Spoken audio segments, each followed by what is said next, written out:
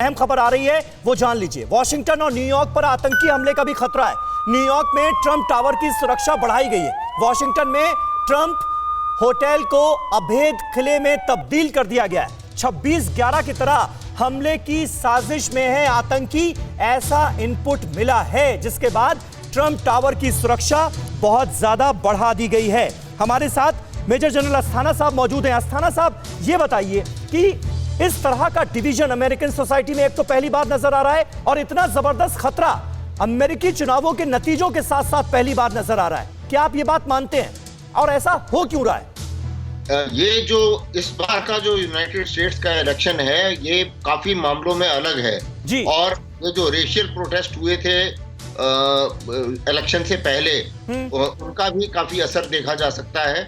उसी मुताबिक कोविड के खिलाफ जो गुस्सा है, उसका भी काफी असर है। और इसी के साथ साथ कुछ जो लीगल इश्यूज हैं, उसके ऊपर भी गुस्सा है लोगों का, क्योंकि ये जो पहले काउंटिंग हुई है, प्री काउंटिंग जिसे बोलते हैं, उसमें भी थोड़े से अभी ऐसा उम्मीद की जा रही है कि शायद अगर रिजल्ट, दोनों ही पार्टियां तैयार बैठी हैं कि अगर रिजल्ट हमारे फेवर में नहीं आता है तो शायद वो कोर्ट की तरफ भी देखना की कोशिश करेंगी।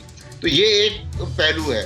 और दूसरा पहलू ये है कि क्योंकि इन दंगों के आशंका है, उसमें जो ये टेररिस्ट हैं, शायद ये उसका फायदा भी उठा सकते हैं, और इस गुस्से को जो है उसको भी टेररिज्म की एक्शंस में कन्वर्ट किया जा सकता है।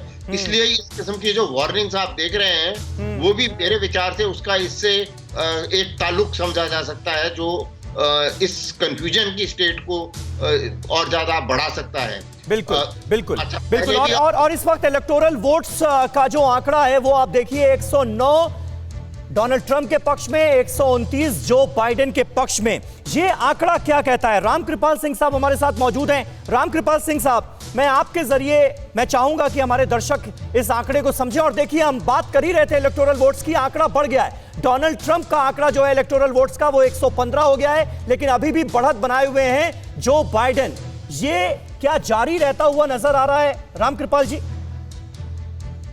समीर जी, अभी कुछ नहीं कहा जा सकता, क्योंकि एक चीज कही जा सकती है कि बहुत ही नजदीकी मामला है। जो पहले से ऐसा लग रहा था कि जो बाइडेन वो बहुत बड़ी संख्या में वहां जीत जाएंगे, बहुत बड़े अंतर से। मुझे नहीं लग रहा है। जिस तरह से ये अंतर कम होता जा रहा है, और अभी बहुत जल्दबाजी होगी कहना कि क्या वहां होने जा रहा है। क्योंकि देखिए, जो अमेरिका में जो भी कुछ हुआ है, ऑस्ट्रिया में और फ्रांस में जो चीजें हुई हैं, उसका भी वहां असर है। और जाहिर सी बात है कि रेशियल डिस्क्रिमिनेशन के बारे में जो अमेरिका में पिछले दिनों हुआ, उसका भी असर है। तो जो इस बार का चुनाव है, ये बहुत ही कुल मिलाकर के कि ये मैं कहूँ कि ये दिखाई पड़ेगा, पूरी दुनिया की निगाहें इस पर हैं, क्योंकि ये जिस परिस्थितियों में हो रहा है ये चुनाव, और जिस तरह की दुनिया इस समय है, बिल्कुल, जो चैलेंजेस हैं पूरे दुनिया के सामने, उसमें क्या नतीजा आता है, ये बहुत हद तक पूरी बाकी देशों को प्रभावित करेगा। लेकिन अब मुझे लग रहा है कि पहले ऐसा था कि ट्रंप मुकाबला में थोड़ा पीछे थे, लेकिन अब मुझे लग रहा है कि ट्रंप बराबर की फाइट दे रहे हैं। और जिस तरह से 92 से वो 115 पर पहुंचे हैं, जिस तेजी से, तो मुझे लगता है कि अभी हमें थोड़ा इंतजार करना चाहिए, देखना चाहिए कि क्या। बिल्कुल बिल्कुल सही बात है, थोड़ा इंतजार करना चाहिए, क्योंकि ये तस्वीर पलट भी सकती है। फिलहाल जो इलेक्टोरल वोट्स के नजरिए से बात की जाए तो जो बाइडेन का पलड़ा जरूर भारी नजर आ रहा है। फिक्र आपकी, सोमवार से शुक्रवार रात 9 बजे सिर्फ TV9 भारतवर्ष पर।